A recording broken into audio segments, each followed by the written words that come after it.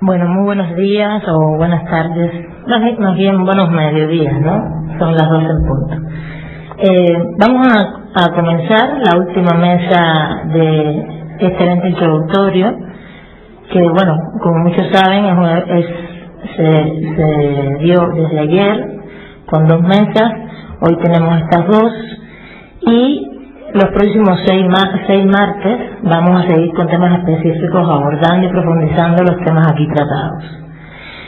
Para comenzar la última mesa, que se denomina Democracia, Medio Ambiente y Megaproyectos, le quisiera dar la palabra y agradecerle a todos los presentes en la mesa y enfrente nuestro su presencia, pero quisiera dar la palabra a la doctora María del Carmen Carmona Lara, investigadora de este instituto, especialista en Derecho Ecológico, doctora en Ciencias Políticas por la UNAM, maestra en Derecho Económico por la UAM y licenciada en Derecho por la Escuela Libre.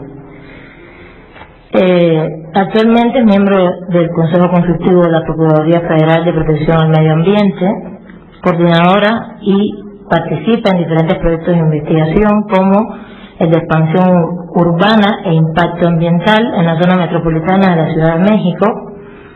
Y el otro proyecto de investigación que también coordina y participa es el análisis jurídico normativo para el ordenamiento ecológico.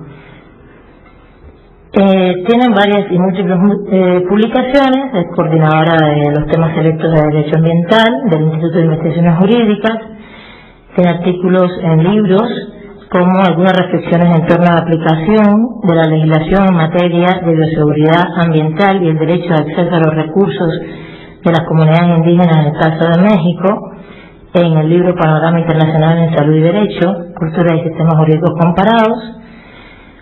También algunas reflexiones en torno a la salud ambiental, el derecho a la protección de la salud y el medio ambiente adecuado en México, en el libro Protección de la Persona y Derechos Fundamentales, y el sistema de concurrencia y la distribución de competencias en las reformas a la Ley de Aguas Nacionales, en el libro Régimen Jurídico del Agua, Cultura y Sistemas Jurídicos Comparados. Tiene otras publicaciones, la doctora, y también, por último, destacar que es miembro del Sistema Nacional de Investigadores. Sin más, le doy la palabra para hacer comienzo de esta mesa y de este diálogo. Muchas gracias. Yo quisiera comenzar dando un agradecimiento a Rodrigo, porque ayer que estaba tratando de articular algunas ideas para presentarlas, creo que el reto es demasiado grande y creo que debemos sentirnos muy privilegiados de estar en esta etapa de arranque de reflexiones en torno a los megaproyectos, y por eso es que mi ponencia es más que nada una serie de notas para su análisis.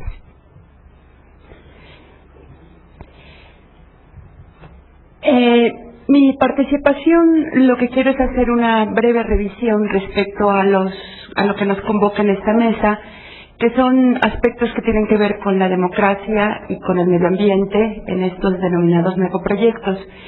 Sin embargo, para ello creo que tenemos que hacernos una serie de preguntas que las voy a poner a su consideración. Y sobre todo también estar como muy claros de que hay una serie de dificultades desde el punto de vista metodológico para abordar este objeto de análisis, si así le pudiéramos nosotros llamar, de los megaproyectos, debido a que es muy difícil ubicar al megaproyecto como tal. Cuando digo la ubicación es en el sentido de que la ubicación está dada por consideraciones que escapan inclusive a quien está analizando el megaproyecto. Por el otro lado es cómo se puede conceptualizar a estos denominados megaproyectos, y ahí entonces empieza la dificultad metodológica respecto del investigador, porque uno puede estar o no de acuerdo con un megaproyecto, pero ¿cuáles son los elementos que le darían a uno esta toma de posición? Y entonces por eso es lo que yo creo que se tendría que hacer, es un análisis muy, muy peculiar, porque además implica el que el investigador tenga que sustraerse en muchos momentos a ciertos elementos personales. Les comentaba que para mí es un reto porque además yo soy víctima personal en mi historia familiar de megaproyectos. Resulta que mi familia materna proviene de una zona cafetalera en la zona de Chiapas, en Simojovel, Chiapas, que durante más de, en este caso los cafetales del rancho de mis padres, pues tienen mi edad, 50 años los cafetales. Y resulta que desde 1979 ya no pudimos nunca volver a entrar al rancho.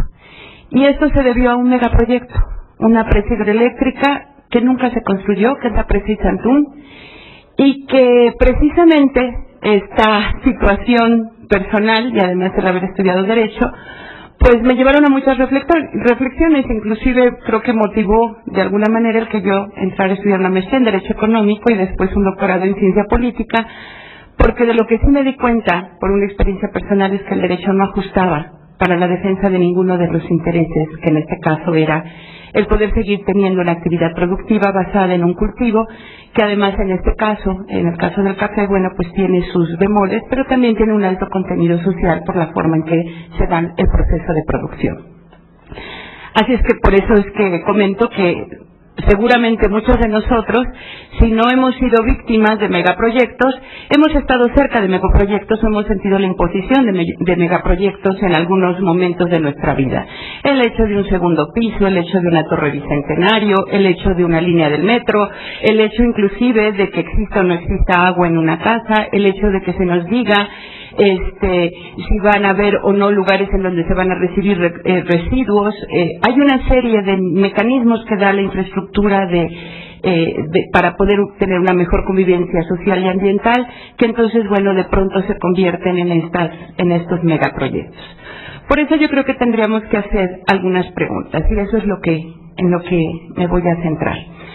Estas preguntas están fundamentalmente elaboradas a partir de cuestionar de dónde surgen los megaproyectos, a quién se le ocurre que tiene que haber un megaproyecto, cómo y por qué se enmascaran los megaproyectos y qué significa entonces en estos megaproyectos lo que nos convoca en esta mesa, tanto las cuestiones que tienen que ver con la democracia y con las cuestiones medioambientales.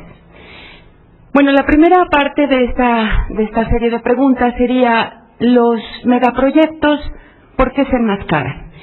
Porque de pronto uno ve que no tienen rostro. O sea, yo no puedo definir, finalmente no son un quién, ni tampoco tienen un para quién. O sea, son proyectos indefinidos en donde se presentan como una lógica que proviene de un sistema económico y obviamente con sus situaciones políticas y jurídicas integradas. Y entonces yo siento que el problema es que los megaproyectos en realidad siempre están enmascarados. O sea, enmascaran en realidad el megaproyecto en la máscara. Y entonces tendríamos que quitar la máscara y poder manejarlos. Entonces es un poco de por qué. ¿Por qué se enmascaran los megaproyectos? Bueno, creo que son proyectos en los que poder y dinero se requieren y justifican los objetivos del megaproyecto. No tienen ningún otro interés.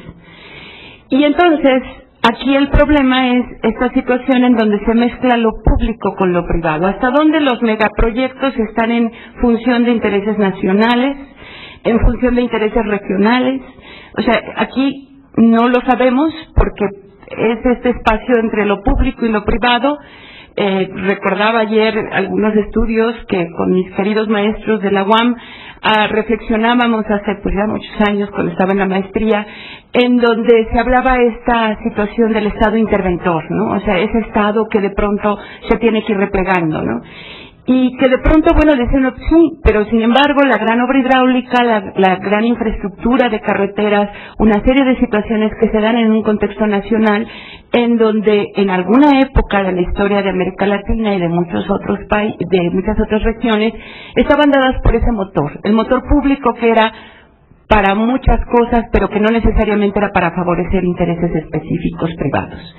Y aquí el problema es ese, ¿cuál es el límite en estos megaproyectos entre lo público y lo privado, entre lo individual y lo general?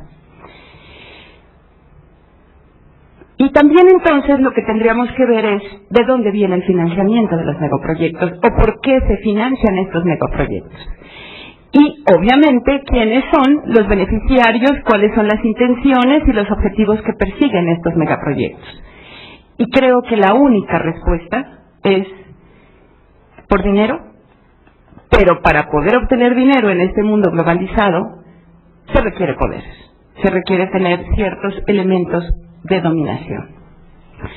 Por eso para mí una primera reflexión en estas notas es que las nuevas formas en que se expresa la dominación de la globalización es que no tiene rostro. Finalmente, además, es esta, yo diría, otra máscara en donde lo global se convierte en factores en beneficio de la humanidad, como si la humanidad fuéramos un bloque único y consistente, en donde no se reconoce ni la diversidad y que tampoco se reconocen nuestros propios rostros. Aquí es esto que es indefinido y que, bueno, en aras de la humanidad o en cuestiones ambientales, en aras de las futuras generaciones de seres humanos que no conocemos ni conoceremos, pero que en este caso ya tienen inclusive una posición y una serie de derechos adquiridos a partir de diferentes posturas a nivel global y a nivel medioambiental. ¿Y cuál es el problema? El problema es que un megaproyecto en sí no es atractivo. ¿Por qué? Porque normalmente la gran obra pública, los grandes megaproyectos con este sentido de un Estado que creaba ciertas condiciones de desarrollo en un país, años 60, a lo mejor un poquito antes, ¿no? Resulta que la población estaba acostumbrada y había comprado la idea de que la razón de la contienda política era por un proceso democrático y que entonces aquí el asunto era que era por el bien común, por la promoción del desarrollo, por un estado de bienestar, en donde esto además estaba aunado a esta contienda política, ¿no? Pero en realidad el problema que tenemos es que estos megaproyectos se nos dice que funcionan a partir del concepto de desarrollo. ¿Pero qué es el desarrollo? ¿Y para quién es el desarrollo?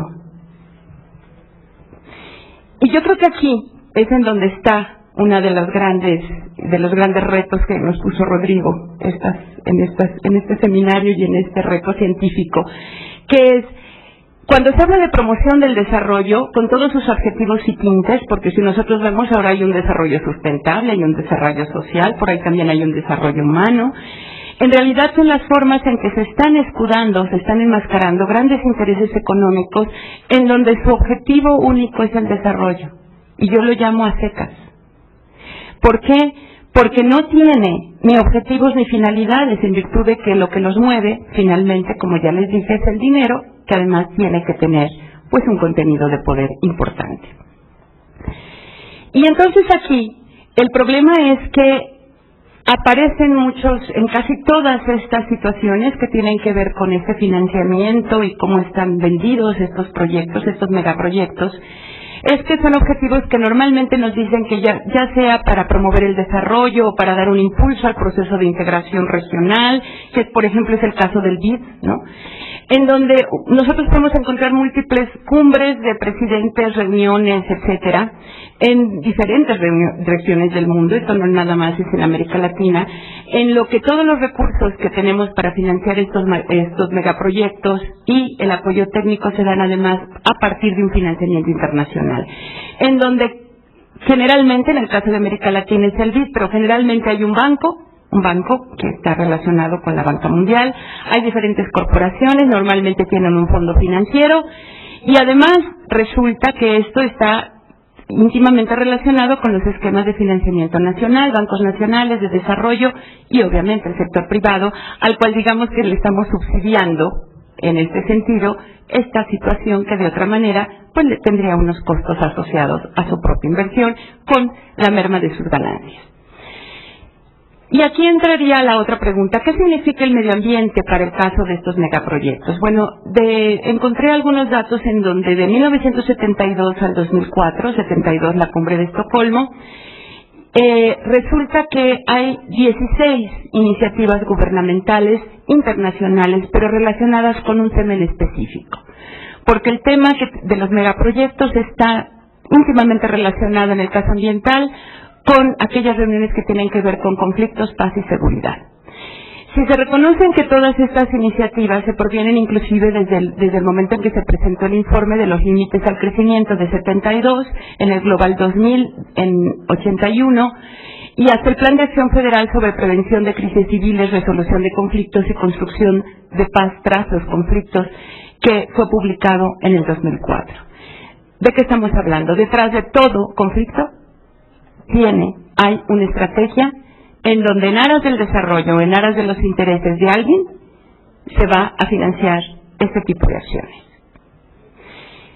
Y entonces, ¿cuál es el común denominador de todos estos megaproyectos y de todas estas reacciones para prevención de conflictos o manejo de conflictos, inclusive los bélicos, los armados? Bueno, poseen el denominador común de haber sido diseñados, impulsados en los organismos intergubernamentales a partir de proposiciones de países desarrollados con fuertes intereses geoestratégicos. Entonces, ¿qué es lo que puedo decirles en estas notas? De que aquí el problema es de una geoestrategia. El medio ambiente, desde el punto de vista de los megaproyectos, son elementos que tienen que ver con la geoestrategia. Es decir, tiene valor el medio ambiente en tanto significan elementos para obtener ganancias y ejercer formas de dominación. Les muestro simplemente estos mapas. Estos mapas, ustedes pueden ver, son los mapas que se tienen perfectamente detectados en el denominado Plan Colombia, en donde lo que se ubica perfectamente es en dónde está el agua, en dónde está la biodiversidad, en dónde están los yacimientos petroleros y en dónde están los movimientos sociales. Y simplemente porque lo pueden ver así de primera vista, ustedes verán en que en donde hay petróleo es en donde están los movimientos sociales, donde están las estrellitas rojas. En donde hay movimientos armados es en donde está la biodiversidad. Pero además, aquí es muy significativo, y vean qué maravilla para el caso mexicano, no pintamos en el caso del agua, solamente pintamos en el caso del sureste para biodiversidad. En el caso de movimientos armados, pues supongo que ahí estará Marcos contenido también en lo que está en Chiapas, ¿verdad? Y Centroamérica. Y como pueden ver, casi la situación de en dónde están los recursos es en donde están los movimientos y en donde están los intereses, los grandes intereses económicos.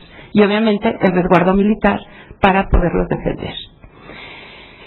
Por eso es que, y sobre todo algunos especialistas anglos, han mostrado una relación directa entre problemas medioambientales, tensiones sociales y económicas a nivel local, en donde finalmente siempre hay un contenido de situaciones de preconflicto con carácter étnico clasista de grupos sociales por acceso a los recursos. Aquí el problema es cómo accedemos al medio ambiente y si tenemos oportunidad de obtener de él algo como pudiera ser un aprovechamiento sustentable. En el caso del agua esto se convierte en algo dramático en algunas zonas. Y bueno, yo creo que alguien que sí estaría muy interesado, y digo que a la que le puedo creer, que fue director de la CIA en 1996, John Detch, dice que en un discurso que hizo en el Consejo de Asuntos Mundiales en Los Ángeles, California, en 96, dijo que los sistemas de reconocimiento capaces de dar seguimiento a tanques en el desierto, estamos hablando ya inclusive de técnicas de percepción remota, ¿no? Podrían seguir también el desplazamiento del propio desierto y añadir esa dimensión ambiental al análisis político-militar, lo que mejoraría la capacidad norteamericana de dictaminar sobre el territorio las mejores propuestas a los políticos para identificar situaciones que pudieran requerir una intervención norteamericana. Obviamente, donde hay petróleo, donde hay biodiversidad, pues también están asentadas algunas comunidades y bueno, esto pues es una buena nota para la estrategia de la visión de estos megaproyectos. Ya sabemos dónde se ubican, ¿no? Y entonces, en este caso, Hawken lo que dice es, ya un poco adentrándonos a lo que sería la democracia, nos dice que en el reino de los negocios la democracia está en suspenso. ¿Por qué? Porque lo único que tenemos son mecanismos rituales, se llaman. O sea, esto de las elecciones y del IFE y de que todo eso es un ritual. Que finalmente, aquí lo que ocurre es que esto lo invocan precisamente porque están enmascarando el verdadero motor de este sistema que estamos viviendo, que es el verdadero motor es el dinero y el interés económico. Dice que en Washington las corporaciones actúan igual que lo hacen en el mercado, juegan para ganar. El problema es cómo ganan, ya que su usurpación del poder político destruye, obviamente, el proceso democrático. Nosotros no podemos pensar que si no se abren los espacios de participación pública para debatir los megaproyectos, entonces está en riesgo absolutamente todos los demás derechos que se fundamentan en el caso de un proceso de participación democrática. ¿Cuál es el entramado político y financiero que dice este autor? Bueno, lo que dice es que mientras se construyen cada vez algunos elementos, cada vez hay más megaproyectos, pero resulta que estos megaproyectos, curiosamente, cada vez tienen menos efectos económicos. O sea, y obviamente, en términos económicos, ambientales y de apoyo ciudadano, pues no son una buena inversión, digamos. El desarrollo de estos megaproyectos constituye un campo que pertenecen a lo que se denominan cálculos honestos, le llama. Porque apenas hay cálculos fiables y menos aún los cálculos de los llamados expertos, porque ahí tienen un nivel de incertidumbre.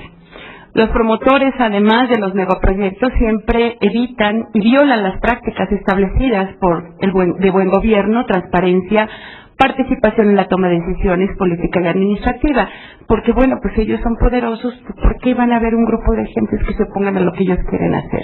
Si además son unos pobres, y además finalmente, pues que no les vengo a dar el desarrollo, qué malagradecidos. Y existe también un comportamiento de buscadores de rentas en aquellos que justifican la inversión en infraestructuras, explicado por el hecho de que estas inversiones obviamente generan algunos beneficios locales concretos, pero sabemos que finalmente los costos recaen en los contribuyentes. Haciendo estas notas recordaba un caso verdaderamente dramático, el caso de melones en Guerrero, en donde, no sé si sepan cuánto cuesta un melón en Japón. Un melón en Japón ahorita cuesta entre 100 y 150 dólares, 1,500 pesos un melón. En Guerrero cuesta un peso, caro. Bueno, ¿qué les gusta? Pues los japoneses vinieron a sembrar melones a Guerrero. ¿Y qué necesitaban para sembrar melones en Guerrero? Bueno, estaba el suelo, estaba la tierra. Bueno, pues entonces necesito agua, pues para eso está la Comisión Nacional del Agua, les puso toda la infraestructura. Y bueno, durante 15, 20 años, sí, sembraron melones, la zona se desarrolló, por supuesto, se le pagaba muy bien a las personas, nunca se les dijo que después de 25 años de estar haciendo este tipo de producción, su tierra, durante 50 años después de que los japoneses, como que ya se fueron, no se iba a poder sembrar absolutamente nada. Bueno, ahora resulta que hagan de cuenta que es una especie de ruinas de parabólicas y de muchas cosas que se dieron por el boom económico, que ahora están abandonadas. Es una zona en donde todos los que participaron en este proyecto se tuvieron que ir de braceros, y resulta que ahora no tenemos absolutamente nada que hacer en esa región. ¿Por qué? En ese caso no era un megaproyecto, pero era precisamente esta forma de cómo se obtienen ganancias inmediatas en este sentido.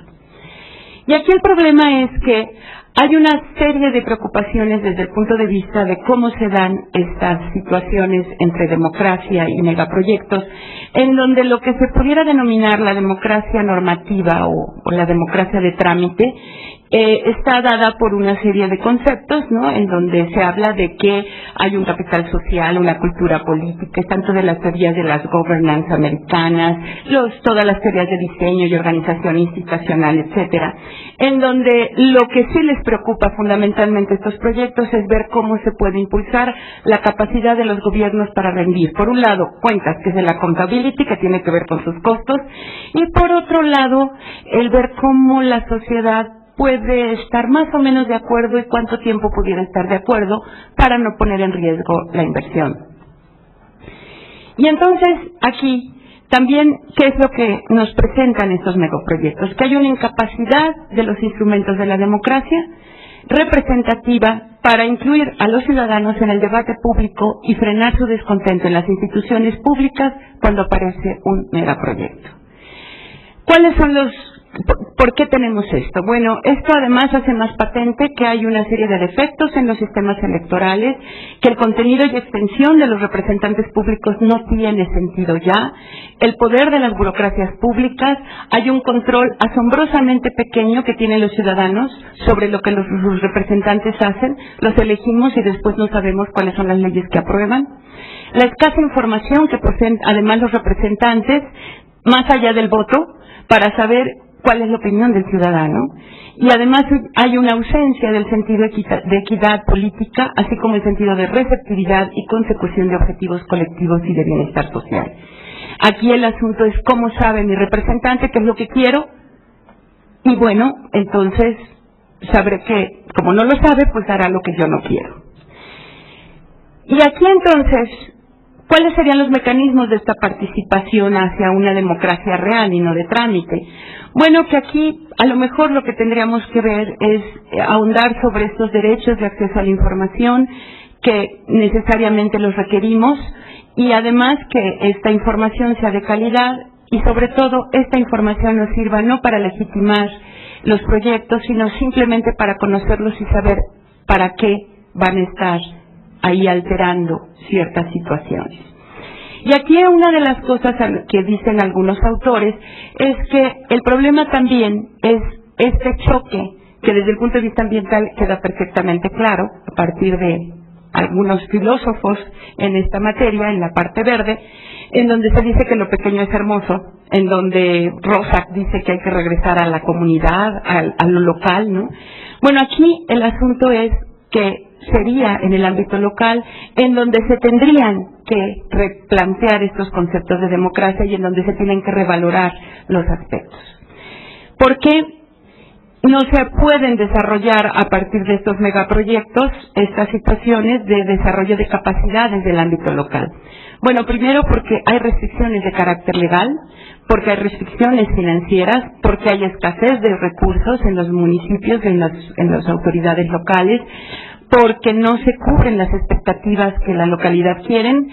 También hay que saber que las soluciones están fuera, porque el problema no es local, viene de fuera también, y que hay una serie de actores que intervienen y que no lo deciden por parte del municipio, sino que están dados en otros lados, y normalmente el hecho de que los criterios geográficos no son los más adecuados en virtud de que no sabemos cuál es nuestro valor estratégico para estos megaproyectos. Hay una serie de problemas que tienen que ver con la participación en las políticas y los servicios públicos locales, que finalmente por aquí es por donde muchas veces se infiltran los megaproyectos, y bueno, algunas son de equidad, otras son de eficacia, ¿no? Y también aquí el problema es que muchos de los proyectos se nos retocan, se nos maquillan, y entonces aquí lo que tendríamos que crear es no solamente una sociedad informada, sino una sociedad que realmente sepa cuál es el interés y cuál es el sacrificio que va a establecer en este sentido. Parece ser que en estos estudios hay un término que creo que es importante. Y aquí más que democracia en medio ambiente es cómo se incide en las políticas públicas y en las políticas que pudieran enmascarar megaproyectos con simples intereses privados. Y entonces aquí parece que la idea de incidencia política es por donde tendrían que darse algunos mecanismos. Y bueno, aquí hay algunas consideraciones respecto de cuáles tendrían que hacerse para esta incidencia como parte de la lucha democrática. Y yo creo que aquí tendríamos que decir que los megaproyectos, un poco ya para ir bordando las conclusiones, es que son la forma de ser y hacer de un proyecto neoliberal y globalizador, que están en esquemas económicos y políticos en los que se sustenta el poder y la nueva forma de dominación. Para el caso de México, los vínculos son verdaderamente dramáticos, hay casos que se pueden estudiar, y simplemente quiero terminar con una reflexión que hace Delgado Ramos. Dice: los proyectos hidroeléctricos y el saqueo de nuestro oro azul, el agua, y de otros recursos naturales estratégicos como la biodiversidad y el petróleo de entrada, se dificultarán si se continúan enlazando y coordinando nuestros esfuerzos. abrir la posibilidad de revertirlos depende de qué tan sólido se construye el muro social con el que se toparán los diversos proyectos en cuestión y que solo son posibles gracias al papel activo de una élite latinoamericana que los avala. Y por si fuera poco, que los promueve y ejecuta principalmente a favor de la cúpula del poder del norte. Creo que aquí la moraleja sería: ¿a quién le hacemos el caldo gordo?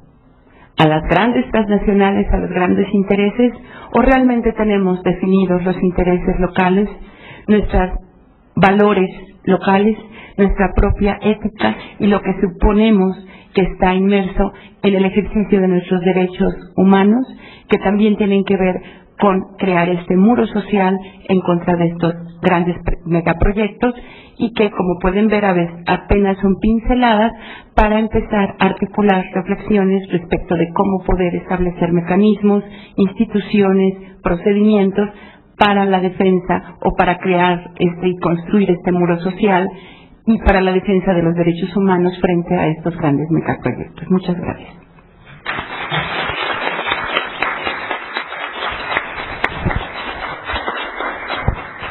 Agradecemos mucho a la doctora María del Carmen Carmona y bueno, creo que más que pinceladas, si son pinceladas profundas acerca del tema y bueno, está muy a tono en todo lo que se ha debatido, dialogado un poco desde ayer hasta hoy en estas mesas. Y bueno, para continuar,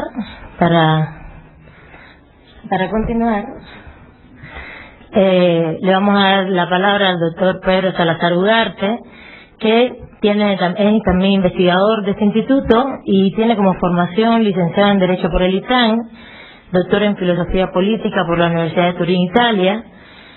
Trabajó en el Instituto Federal Electoral como asesor jurídico del 94 al 99 y bueno, como ya mencioné, actualmente es investigador del Instituto de Investigaciones Jurídicas de la UNAM. También es profesor de la Facultad Latinoamericana de Ciencias Sociales, de la Facultad de Derecho de acá de la UNAM y del Centro de Investigaciones y Docencia Económica. Tiene varias publicaciones, voy a mencionar algunas. Tiene la obra La Democracia Constitucional, una radiografía teórica, editada por el Fondo de Cultura y el Instituto. Es coautor de la obra La Mecánica del Cambio Político en México y La Reforma Electoral de 1996, son dos títulos. También coautor del libro Separación de Poderes y Régimen Presidencial en México. Y tiene artículos en libros como comentarios al libro El Derecho al Desarrollo y Nuevo Orden Mundial, del libro de Luis Díaz Müller, El mito del desarrollo y las transiciones a la democracia, tercera jornada sobre globalización y derechos humanos. Ha coordinado también libros sobre las teorías de Bobbio y de Norberto Bobbio y Luis Ferraioli, y es miembro del Consejo Editorial del Instituto Federal de Acceso a la Información Pública, del Consejo Editorial de la revista Economía, del Comité Técnico de la revista Reforma Judicial, del Comité Académico de la Maestría en Derechos Humanos y Democracia de Flaxo, y miembro del Consejo Académico del Centro de Capacitación Judicial del Tribunal Electoral del Poder Judicial de la Federación. Por último, y para darle la palabra, es miembro del Sistema Nacional de Investigadores Nivel 1. Y bueno, sin más, le paso la palabra a Pedro. Pues muchas gracias. Yo supongo que, como les habrá pasado a algunos de los invitados de este evento, cuando menos en mi caso, debo comenzar a hacer una confesión. Agradezco mucho a Rodrigo Gutiérrez la invitación, pero es una invitación que me puso verdaderamente en problemas. Es decir, el tema de este evento desborda por partida doble mis temas de estudio, como se habrá visto ahora en la síntesis curricular. Yo me siento capaz de hablar y de discutir sobre la democracia en general, pero no soy un estudioso del medio ambiente. Y bueno, después de escuchar a María Carmen, definitivamente es un tema que me rebasa. Y apenas gracias a esta iniciativa me he puesto a pensar y a reflexionar sobre lo que son y lo que implican los megaproyectos. Así que en un primer momento, al escribir estas líneas, esta breve ponencia, la verdad es que me sentí tentado a escapar por la puerta fácil y, aprovechando que otro de los conceptos del tema de este seminario era derechos fundamentales, armar una breve reflexión sobre la democracia constitucional. Es un tema del que mucho se ha hablado, pero todavía hay mucho que decir, yo mismo he escrito un libro sobre el tema, y siempre hay una ponencia en algún cajón o en alguna carpeta de la computadora que nos puede ayudar a salvar la cara ante una situación en la cual corremos el riesgo de hacer el ridículo. Sin embargo, las buenas razones que llevaron a Rodrigo y a ustedes a organizar este evento y a impulsar este macroproyecto de investigación en humanidades, y el hecho de que se trata, según advierte el programa, de un evento introductorio, me animaron a intentar hilvanar algunas reflexiones que seguramente no serán originales, mucho menos para ustedes que son expertos en el tema, pero que les puedo garantizar que son cuando menos completamente inéditas. Sobre el significado y los alcances del concepto de democracia se sigue y creo que se seguirá discutiendo. El dilema entre la llamada democracia formal y la denominada democracia sustantiva, con todas las confusiones, malentendidos y desviaciones que implica, sigue inexorablemente abierto. No pretendo divagar en las aguas de esta situación compleja y mucho menos intentar zanjar una discusión tan difícil y tan rica con un par de frases. Pero para los fines de esta exposición, subrayo, para los fines de esta exposición, les propongo que acordemos que la democracia como forma de gobierno es, cuando menos, subrayo, cuando menos, un conjunto de reglas para adoptar las decisiones colectivas a los que los miembros de una comunidad se verán sometidos. Que se caracterice este conjunto de reglas, entre otras cosas, pero al menos, porque dichas decisiones se construyen de abajo hacia arriba. Es decir, una condición necesaria, aunque no sea suficiente, para que una decisión sea democrática, es que los destinatarios de la misma hayan participado en alguna medida, directa o indirectamente en su adopción. Obviamente, desde esta perspectiva, si aceptamos este parámetro como uno de los criterios, como un parámetro mínimo para medir el grado de democraticidad de una decisión determinada, esta será más democrática en la medida en la que más personas hayan participado de una manera más activa en la deliberación que condujo a su adopción. No solo, la decisión será más democrática en tanto esté respaldada por un mayor consenso. De ahí que me parece continuo, algunos teóricos contemporáneos comprometidos con la democracia promueven modelos deliberativos y participativos de esta forma de gobierno. Para evitar confusiones, aclaro desde ahora que en este contexto, por gobierno, no entiendo, al menos no solamente, al aparato estatal con su burocracia y sus instituciones, sino que utilizo el concepto en un sentido más amplio, entendido simplemente como la gestión de los asuntos públicos y la implementación de las decisiones y acciones tendientes a administrarlos. Así las cosas, en este sentido laxo y amplio, podríamos decir que la adopción de una decisión por la que se determinan las reglas para construir, por ejemplo, un centro comunitario, un pozo de agua, una escuela, y los actos tendientes a materializar dicha decisión son acciones de gobierno. Y lo mismo vale para aquellas decisiones tendientes a superar conflictos entre los miembros de una determinada comunidad. Son actos de gobierno porque ayudan para gestionar y para superar conflictos o para adoptar e implementar decisiones determinadas. Pues bien, lo que determinará que dichas decisiones y acciones puedan ser calificadas o no como democráticas, siguiendo la premisa que he propuesto hace algunos minutos, será la forma en la que se adoptaron y se implementaron. Si en dichos procesos participaron los miembros adultos, digamos, de la comunidad, idealmente la enorme mayoría de ellos, sin discriminaciones de ningún tipo, entonces la decisión y su implementación serán democráticas. De lo contrario, ambas acciones se impondrán de manera heterónoma, contra la voluntad de los destinatarios de la misma, y por lo mismo diremos que se trata de decisiones y acciones autocráticas. Y esta calificación, esto es importante, como democráticas o como autocráticas, es independiente del sentido, del grado de justicia, del tino, del mérito o demérito de la decisión en cuestión.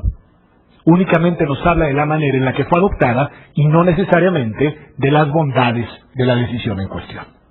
Bueno, Esto como premisa introductoria. En segundo lugar, acordemos, si están de acuerdo, que lo que hace cuestionable y eventualmente reprobable a un megaproyecto de inversión no es su magnitud. Permítanme la banalidad. No todo lo grande, por ser grande, es malo. Si así fuera, para echar mano de un ejemplo local, este seminario sería censurable, porque forma parte de un macroproyecto de investigación. Lo mismo vale en el sentido contrario. Un microproyecto puede tener efectos muy positivos. Por ejemplo, una intervención estratégica para atender los rezagos educativos de una pequeña comunidad en la selva lacandona. O puede ser altamente nocivo. La construcción de una gasolinera sobre los mantos acuíferos que abastecen a un determinado número de poblaciones. Así las cosas, en principio, en estos temas el tamaño no importa. O por lo menos no es determinante. Lo que hace positivo o nocivo un proyecto determinado son los eventuales efectos que provoca. El problema, valga la obviedad, no es la gasolinera. Como tampoco lo son por sí mismos proyectos como La Parota, el Plan Puebla-Panamá, las represas Blanquín y Xalala, si la pronuncio bien, en Guatemala, etc.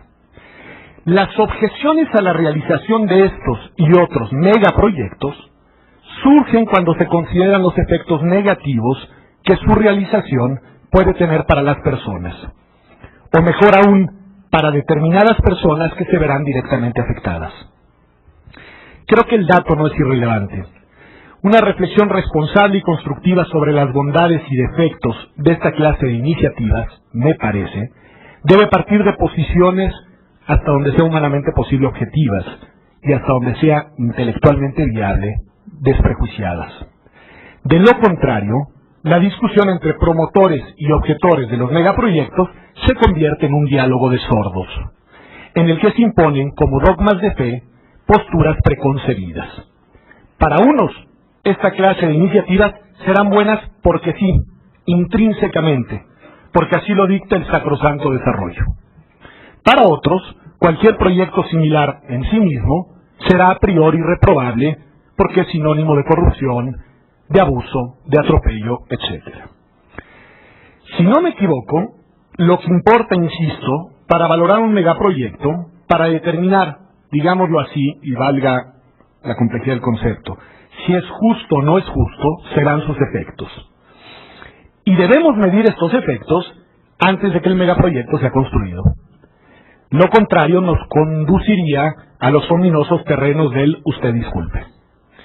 Pero la cuestión es sumamente compleja porque iniciativas como estas, grandes proyectos hidroeléctricos, desarrollos turísticos, ciudades emergentes, etc., no ofrecen resultados, creo, mesurables en términos absolutos. Generan beneficios para algunos y perjuicios a otros tantos. Desde una posición, por ejemplo, utilitarista, este hecho, lo que acabo de decir, nos serviría como criterio para ponderar lo deseable o lo justo del proyecto. Si el número de beneficiarios es mayor al número de afectados, entonces nos diría un utilitarista, el proyecto debe desarrollarse. El problema, creo, de esta posición es que no se hace cargo de la dimensión concreta del daño causado a los afectados ni de la situación objetiva en la que se encuentran los mismos.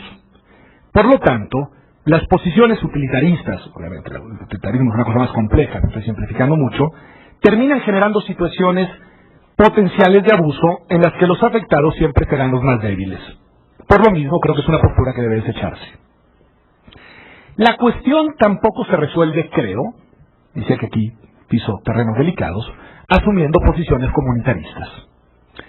Este tipo de iniciativas que involucran muchos recursos y responden, como ya se nos dijo, a grandes intereses, suelen en efecto afectar a múltiples comunidades locales relativamente pequeñas.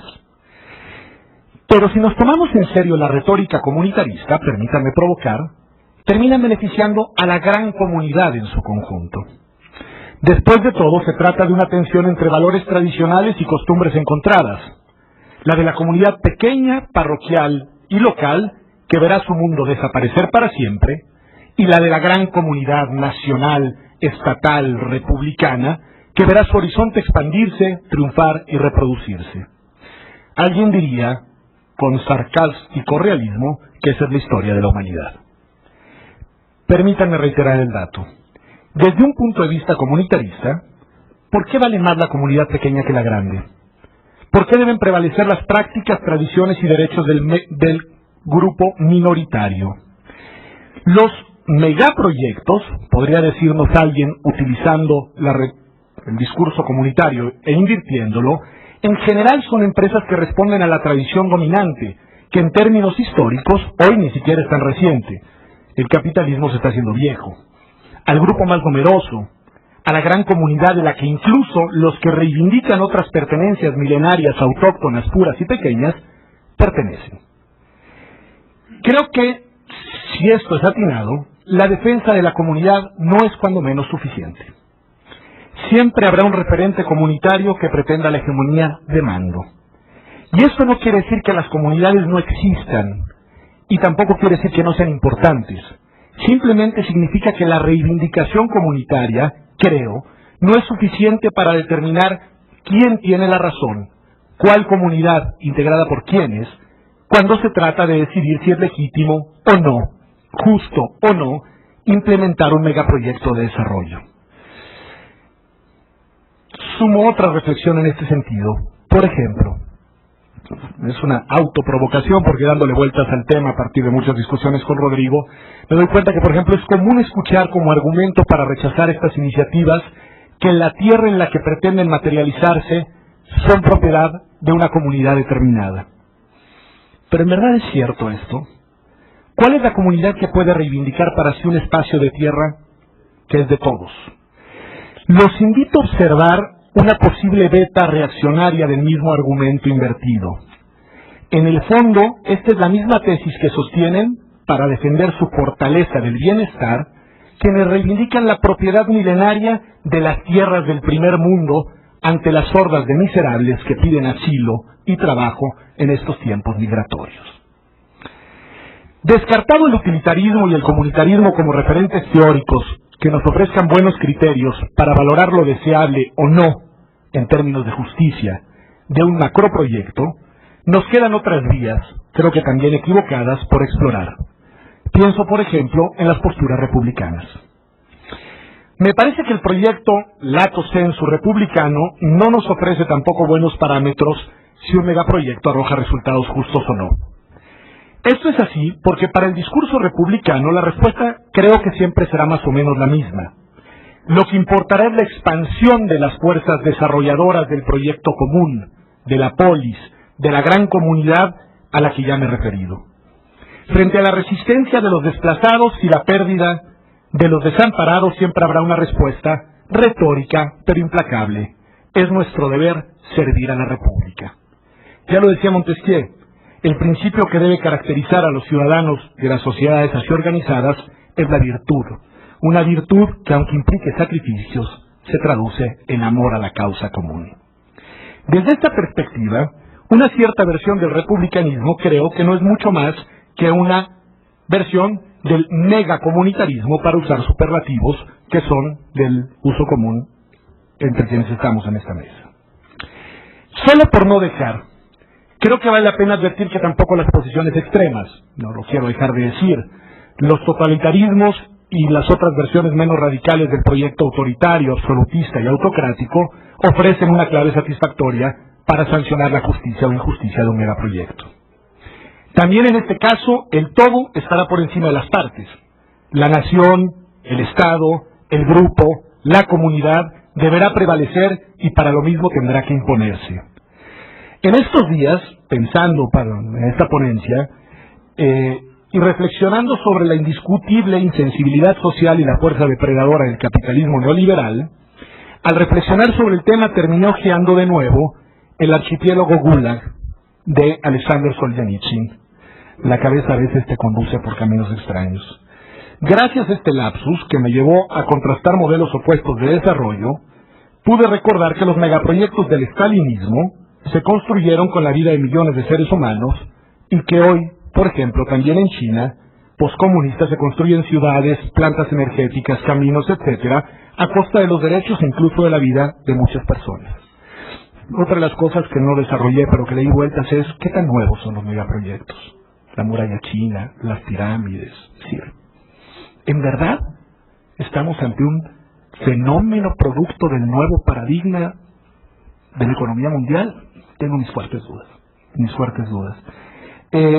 Resumo el argumento sobre el totalitarismo. De izquierda o de derecha, los absolutismos y su extremo, el totalitarismo, siempre sostendrán que un megaproyecto está por encima de cualquier derecho de las personas o incluso de las personas mismas.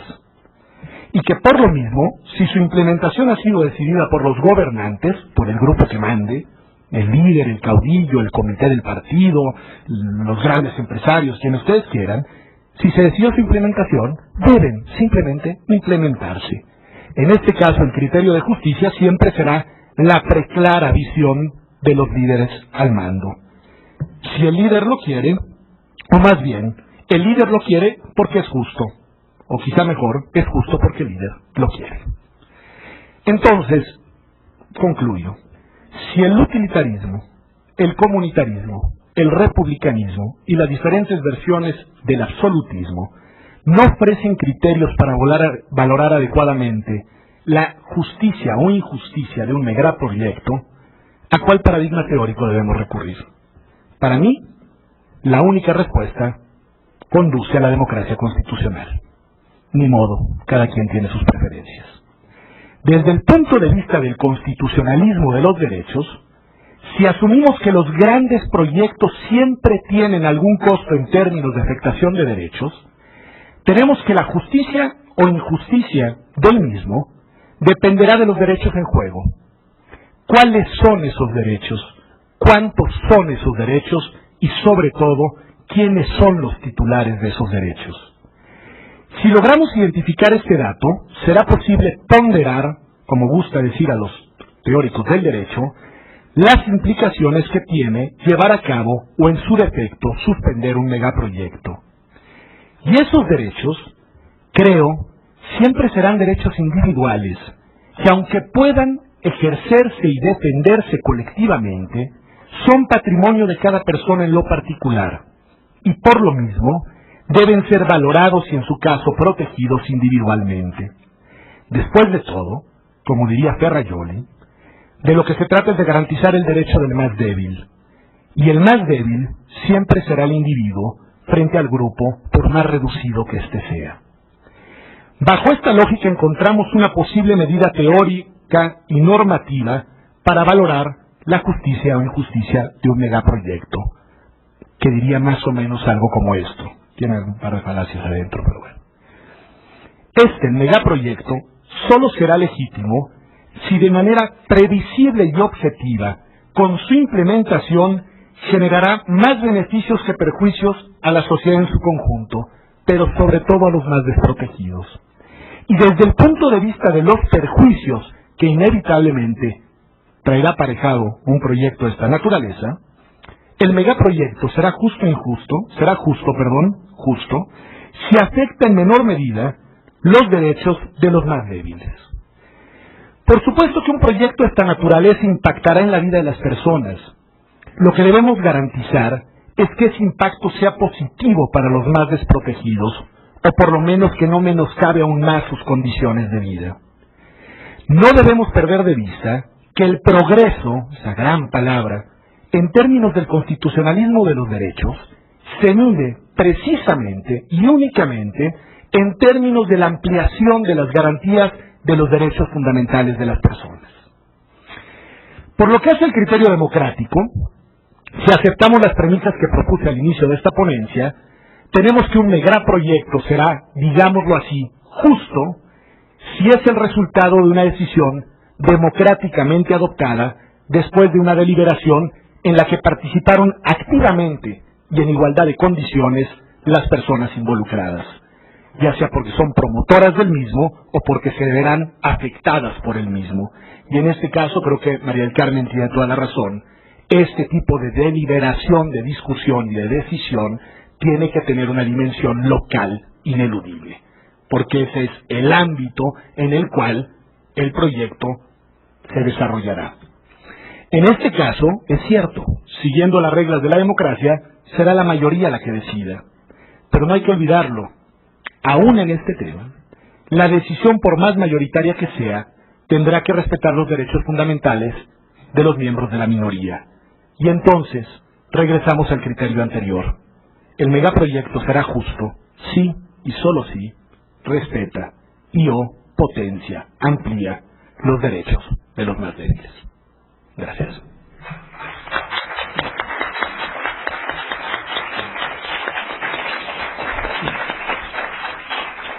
Agradecemos al doctor Pedro Salazar, sí provocadora su ponencia y muy interesante, pero bueno, vamos a seguir el diálogo en la mesa, que también posteriormente tendremos un poco de diálogo en conjunto, ¿no?, con el resto. Para continuar, tenemos al licenciado Rodrigo Olvera a mi lado, bueno, ahí ven el personificador.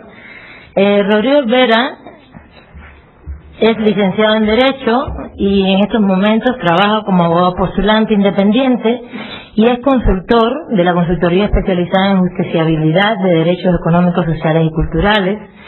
Ha tenido un trabajo activo desde el punto de vista de como activista en la defensa de los derechos humanos. En el 2007, por ejemplo, encabeza la estrategia jurídica de la campaña por la restitución de la legalidad constitucional en el sector de la energía, incluyendo las acciones de nulidad de las licitaciones de los megaproyectos, la Venta 3 y aseguramiento de la integridad y confiabilidad del sistema de transporte de hidrocarburos por ducto. También en este año ha presentado diferentes quejas y reclamaciones y ha tenido admisión de ellas ante la OIT, de 10 quejas ante el Comité de Libertad Sindical por violación al derecho a la negociación colectiva y 10 reclamaciones ante la Comisión de Expertos en Aplicación de Convenios y Recomendaciones por violaciones al Convenio sobre Seguridad Social, norma mínima. Como ven, tiene un trabajo específico como operador jurídico en la defensa de los derechos humanos. Ha dictado conferencias internacionales y nacionales con temas como la criminalización de la protesta laboral en México, la justiciabilidad de los derechos laborales, los aprendizajes en el uso de mecanismos internacionales de protección de derechos humanos, las juntas de conciliación y arbitraje entre el Sistema Internacional de Derechos Humanos, y tiene publicaciones con respecto a también estos temas, como el artículo Importancia de los trabajadores en la defensa del sector energético, control sindical y contubernio de la Secretaría del Trabajo, en el libro En defensa del patrimonio energético, del Grupo Parlamentario del PRD, aprendizajes en el uso de mecanismos internacionales de protección de derechos humanos, la memoria del Seminario Internacional sobre Instrumentos de Protección Regional e Internacional de los Derechos Humanos, otro artículo sobre derechos humanos laborales, y en la revista Christus, y en el libro de Derechos Humanos Laborales, experiencia teórico-práctica para una estrategia integral de promoción y defensa. Bueno, en esencia, sabemos lo que hace, cuestiones que ha publicado, y sin más le paso la palabra. Gracias, buenas tardes. Siempre es un placer y un reto venir al Instituto de Investigaciones Jurídicas. Siempre obliga a reflexionar la práctica que se va teniendo. En esto de si los conceptos son nuevos o viejos, hay una palabrita vieja que sigue teniendo actualidad, aunque muchos no quieran, que es la de praxis. Es decir, la acción, la reflexión sobre la acción para una acción más significativa en la transformación de la sociedad. Y en este sentido, la invitación de los organizadores a hablar sobre el tema megaproyectos, democracia y medio ambiente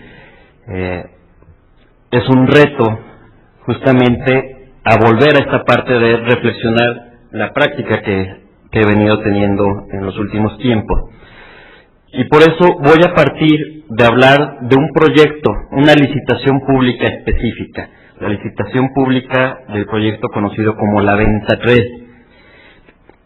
Y esto es importante, nos comentaban ya, los megaproyectos buscan enmascarar, sí, pero a fin de cuentas, un megaproyecto no es por el tamaño de la obra construida, sino por la cantidad de elementos, tanto jurídicos, técnicos, financieros, sociales, que se ven involucrados para su realización y que siempre se pueden ir desglosando a sus concretos donde podemos desenmascararlos.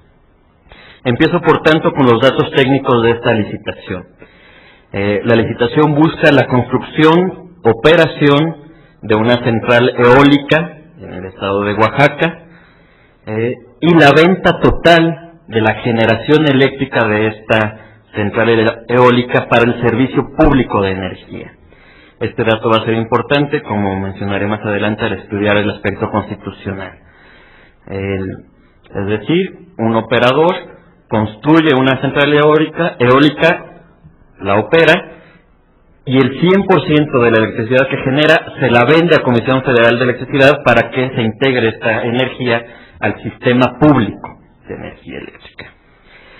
La capacidad es de 100 megavatios.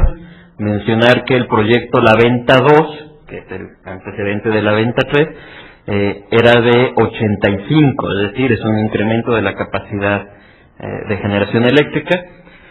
Se calcula que la inversión que tendrán que hacerse es de $144 millones y se espera que su operación empiece el 5 de marzo de 2009.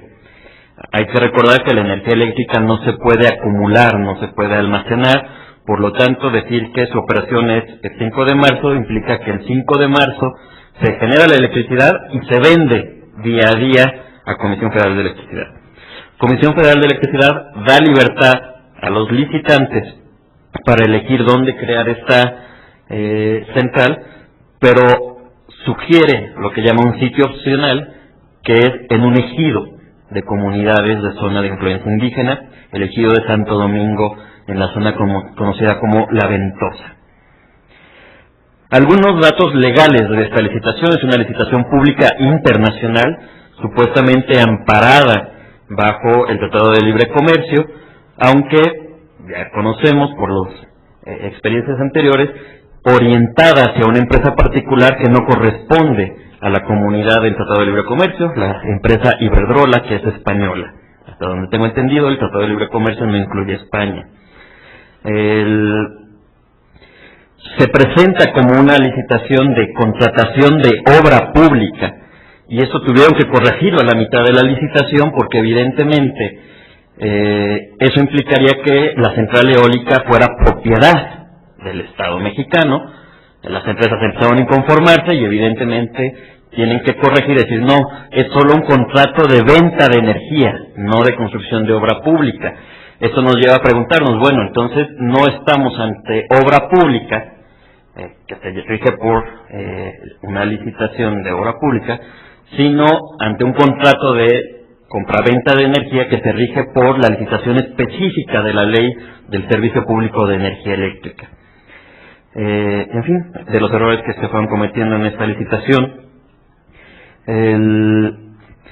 se pone como requisito un capital de 486 millones de pesos para la empresa que licita. Que veamos la desproporción. Yo necesito tener un capital de 486 millones de pesos cuando se calcula que tengo que invertir 144 millones de dólares. Hay una completa desproporción entre el capital requerido y la inversión que se tiene que hacer. Y lo más interesante, la figura es productor independiente de energía. Es una figura en la cual un particular genera y vende a Comisión Federal de Electricidad energía para el servicio público. ¿Por qué esta licitación en concreto consideramos que forma parte de un megaproyecto y es pertinente para el tema? La Venta 3 junto con la Venta 1 y 2 forman parte de lo que se considera el corredor eólico de la zona de La Ventosa, que está incluido como uno más de los muchos paquetes de el Plan Puebla-Panamá.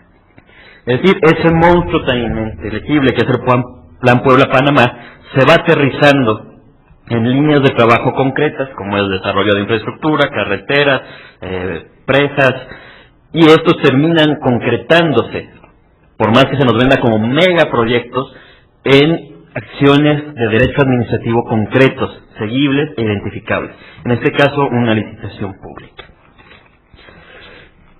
Empecemos por el tema del medio ambiente.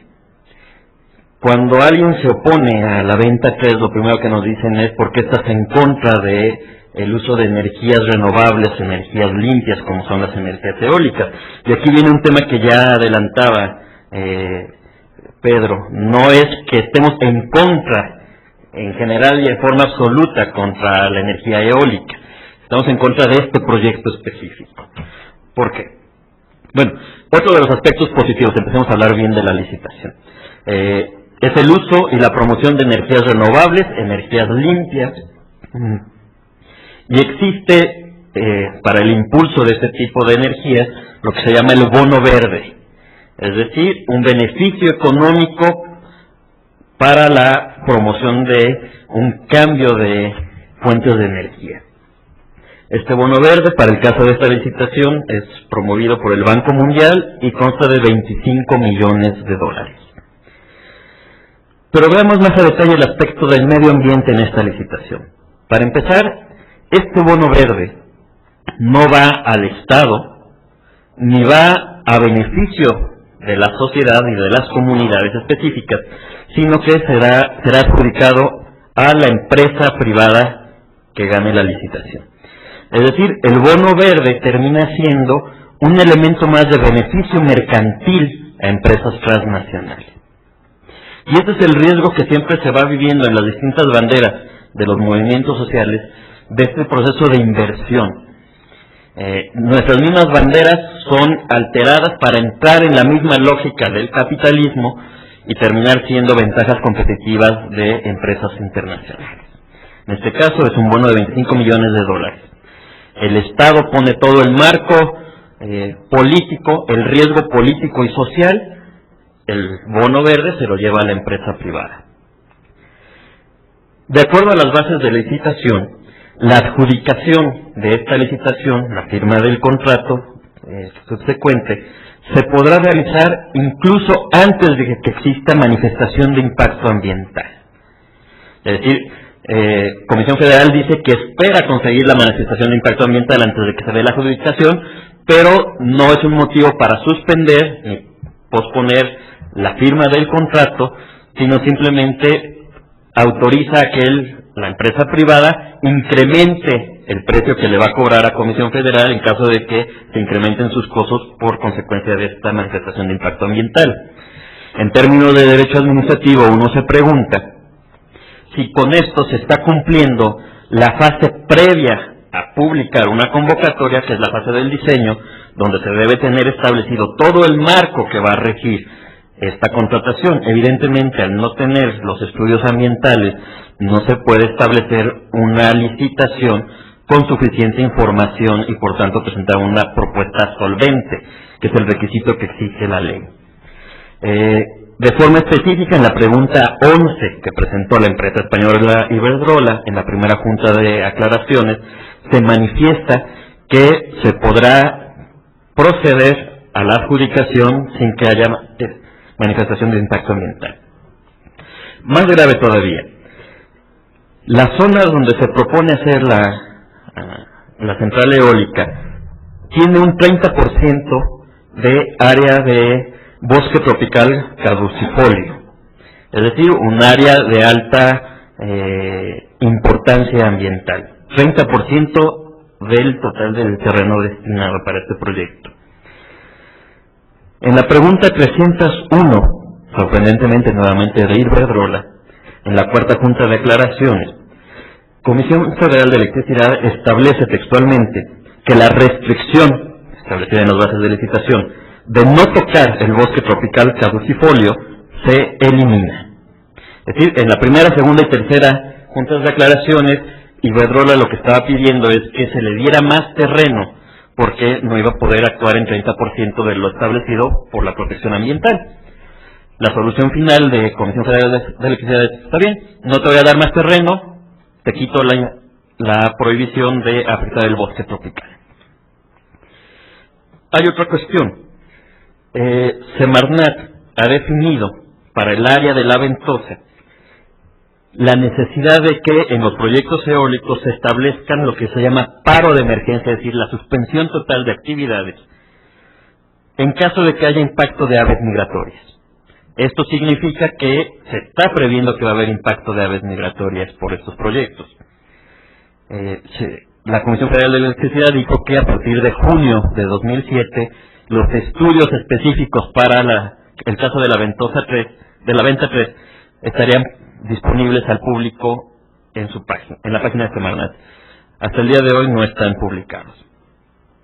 Iberdrola mismo, en la pregunta 336 a la Cuarta Junta de Aclaraciones, reconoce que existe una alta incertidumbre en el potencial impacto en las aves migratorias. Es decir, se reconoce, tanto por Comisión Federal de Electricidad como por la principal empresa que está licitando, que no tienen ni idea de qué impacto pueda tener en las aves migratorias este proyecto. A pesar de ello, el proyecto va. Y finalmente, en la respuesta a la pregunta 184, una vez más presentada por Iberdrola en la segunda Junta de Declaraciones, se reconoce que la ganadora de la licitación tendrá que establecer un sistema de gestión ambiental, pero le concede que este sistema no necesariamente deberá ser certificado. Es decir, hagamos como que protejamos el ambiente, pero no hay una verdadera certificación de que este sistema de gestión ambiental sea adecuado y eficaz. Esos son los temas ambientales de esta licitación. Pasemos al tema de democracia, y enfocado democracia y participación ciudadana. Al igual que en el proyecto de La Parota, hay una constante queja de los comisariados ejidales, de las comunidades, de una fuerte presión de Comisión Federal de Electricidad para firmar contratos de arrendamiento de sus tierras para este proyecto. Se está proponiendo, y ya se han firmado algunos, un precio de 90 pesos por hectárea. En el caso de la Venta 2, se están pagando 1.500 pesos por hectárea. Y aún en ese caso se ha establecido que el precio no tiene relación con la práctica internacional de entregar como renta el 2.5% de la ganancia efectiva de la empresa que está ocupando los terrenos. Es decir, si 1.500 pesos por hectárea ya era desproporcionadamente bajo, 90 pesos es una presión a la baja. A las personas que se están negando a firmar se les está ofreciendo dinero. Si se siguen ofreciendo dinero, se les está criminalizando. Nada más señalar, el 22 de septiembre de 2007 se presenta la llamada Declaración de la Ventosa, donde 50 comunidades indígenas denuncian megaproyectos eólicos de represas y de explotación minera en favor de Iberdrola, Gamesa y Unión Fenosa en la zona de su influencia.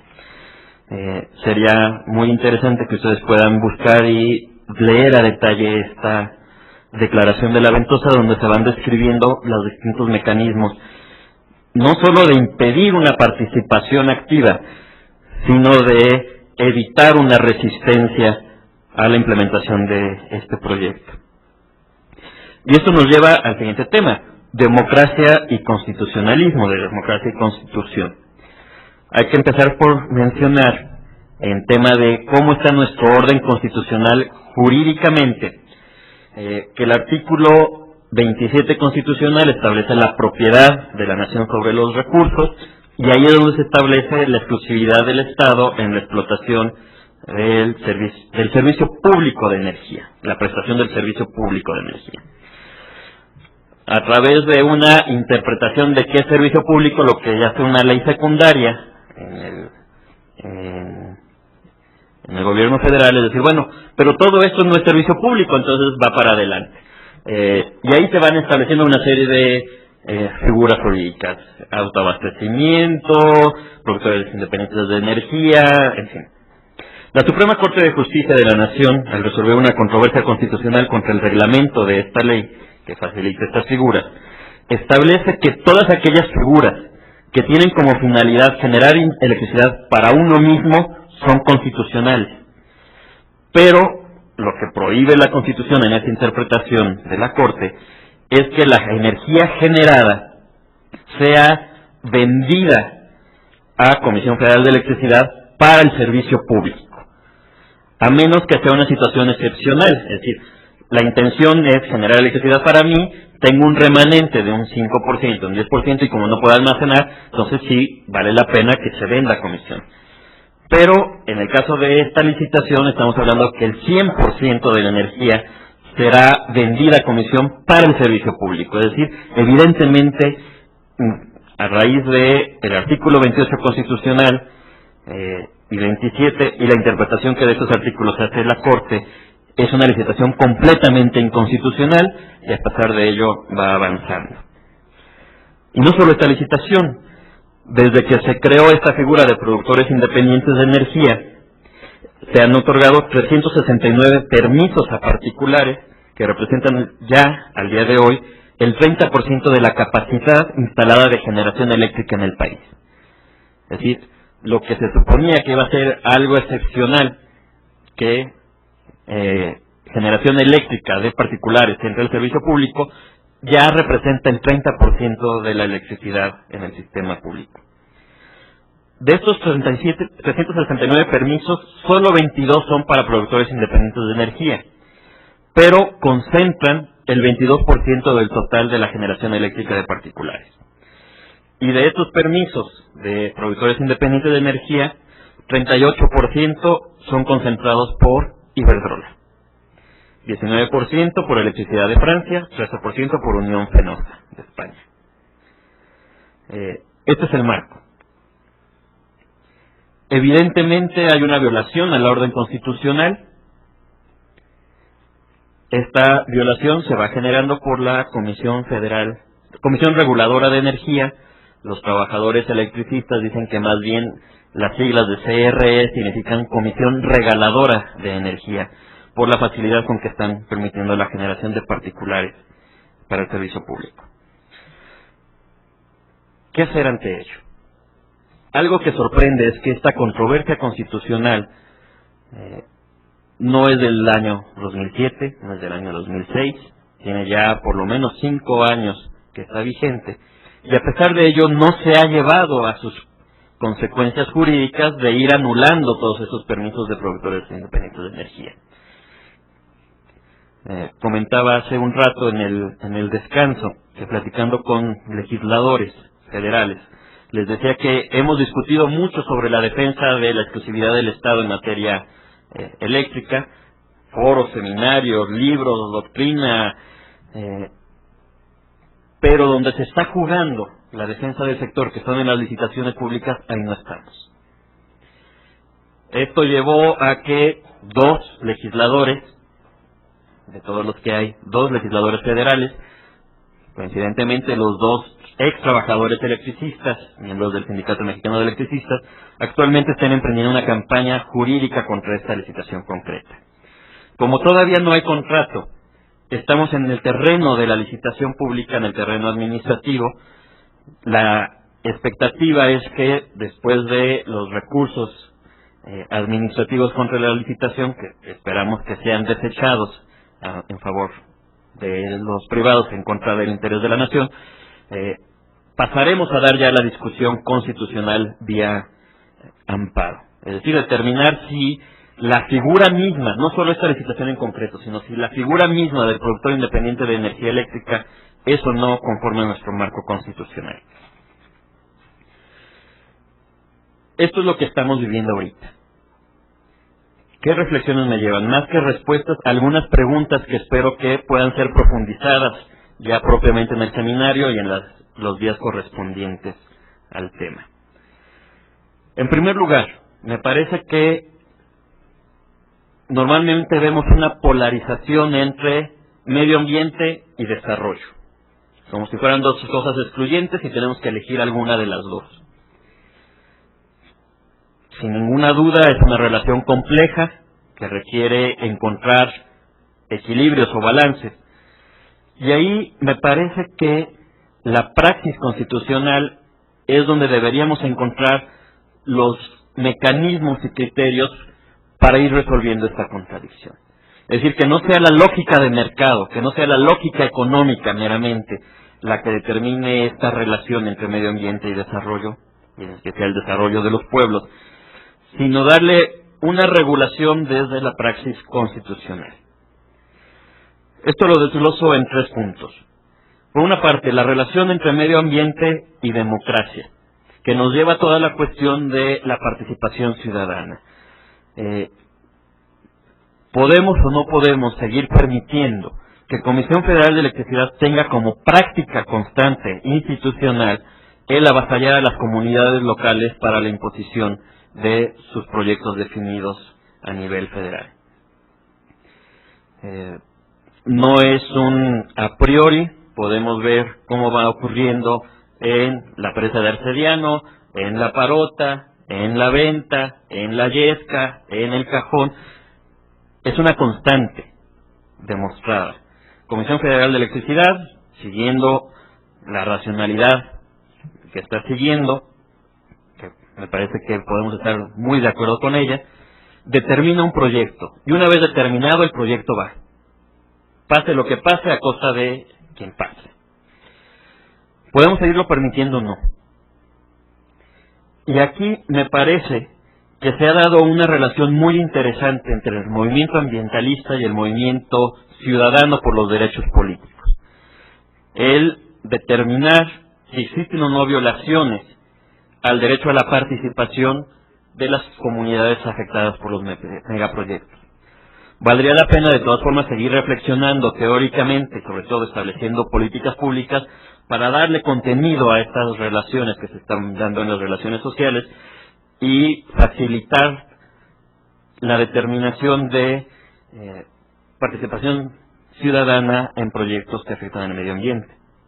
Algo donde no se ha visto una relación tan clara es entre el movimiento ambiental y el movimiento de defensa del patrimonio energético. Por el lado del movimiento ambiental, con frecuencia en distintos foros lo que encontramos es, a mí lo que me interesa es el medio ambiente, no me importa si es el gobierno o es particular, por tanto no voy a entrar a la cuestión de la defensa de la constitucionalidad, de la exclusividad del Estado. Y por el lado de quienes defienden esta exclusividad de la nación, especialmente trabajadores de las industrias eléctrica y petrolera, hay un argumento muy parecido. A mí lo que me interesa es defender la exclusividad de la industria, no me interesa tanto el tema ambiental. Es decir, con que sea del Estado, si provoca efectos ambientales, bueno, no es tan grave. Aquí me parece que debemos fortalecer esta línea de trabajo, es decir, hasta dónde la defensa del marco constitucional es no solo conveniente, sino necesario para el movimiento ambientalista. No me cabe ninguna duda que muchas de las afectaciones que se van dando al medio ambiente están vinculadas con un modelo de desarrollo, con un modelo económico, y que este modelo económico es contrario al marco constitucional. Es decir, lo que se llama capitalismo efectivamente tiene una tradición ya de muchos años, pero el modo en que ese capitalismo se está manifestando actualmente en las políticas públicas y en la praxis empresarial sí tiene particularidades que son abiertamente contrarias al marco constitucional y que tienen consecuencias ambientales. De ahí la posibilidad de que la defensa de la Constitución tenga beneficios para quienes buscan la protección ambiental. Y por otra parte, cualquier persona que tenga una coherencia en la defensa del marco constitucional tendrá que reconocer que la protección del medio ambiente es parte ya de lo que debe proteger la Constitución. Sin embargo, nos falta desarrollar, sobre todo en términos operativos, pero también doctrinales y teóricos, esta relación entre defensa constitucional y medio ambiente. Y esto me lleva a una siguiente consideración que ya se adelantó por Pedro. Cuando uno compra una constitución, uno puede ver que su título no es Constitución Jurídica de los Estados Unidos Mexicanos, es Constitución Política de los Estados Unidos Mexicanos. Y muchas veces nuestra praxis del estudio constitucional centra demasiado los aspectos jurídicos, dejando de lado que los aspectos jurídicos tratan de traducir en un orden del derecho lo que se definió como constitución política del Estado. En la teoría clásica se dice que el Estado no nace, sino que es constituido por la sociedad, y esta constitución, que es un acto político, termina siendo reflejada jurídicamente. Se ha avanzado mucho con esto, por supuesto no estamos en ese estado, pero es importante recordar eso. Nuestra constitución política, nuestro orden constitucional, tiene como elemento de verificación una constitución política que se dio a partir de un movimiento histórico social. Y es esta constitución política la que está siendo trastocada a nivel de política pública, actos consumados, legislación secundaria e incluso modificaciones constitucionales. Si fuéramos coherentes en esta conexión entre constitución jurídica y constitución política, lo que estamos necesitando es una nueva constitución, ya sea para definir el modelo que se está teniendo, el modelo que tiene hegemonía, que es el modelo neoliberal, o para retomar un modelo constitucional social o lo que sea.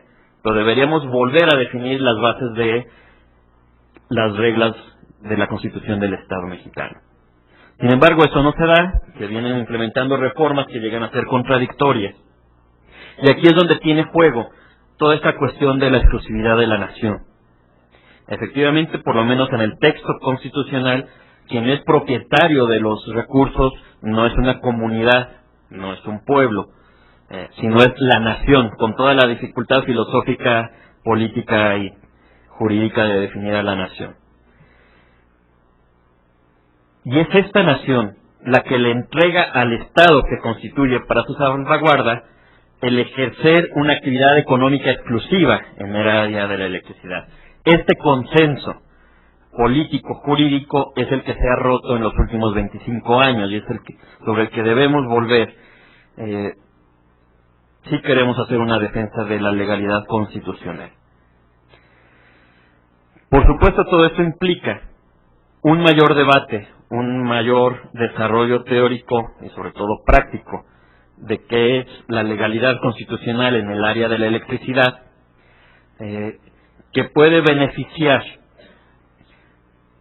el poder regular adecuadamente la forma en que Comisión Federal de Electricidad opere los nuevos proyectos de una manera que se integren de una manera más adecuada, o en términos de la ponencia anterior, de que sea más justa la implementación de nuevos proyectos para el desarrollo nacional.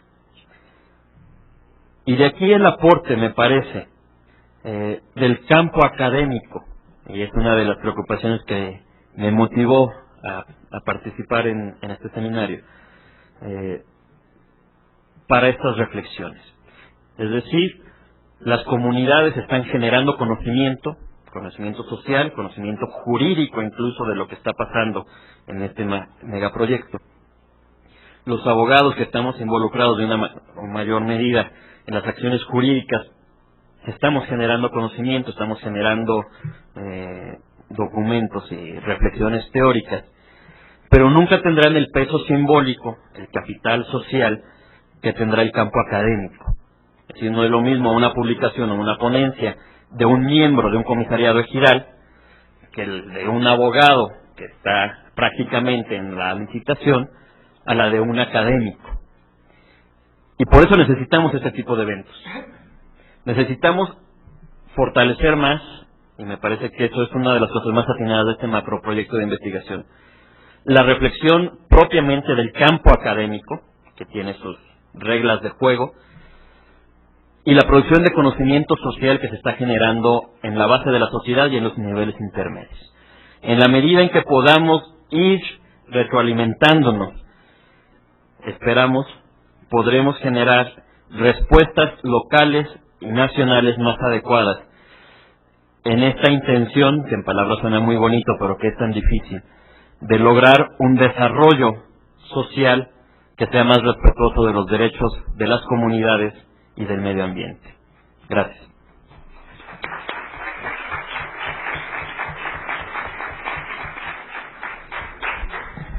Agradecemos mucho a Rodrigo esta visión específica con el caso del macroproyecto de la 23, a partir también de su propia experiencia. Recordemos que también el evento está organizado en este tono, en que participen académicos, miembros de la sociedad civil, en aras de que nos tributemos todos, ¿no? El tema es, yo creo que conocimiento se genera en todos, y nos contribuye, conocemos y vamos aprendiendo todos unos de otros. Y para continuar,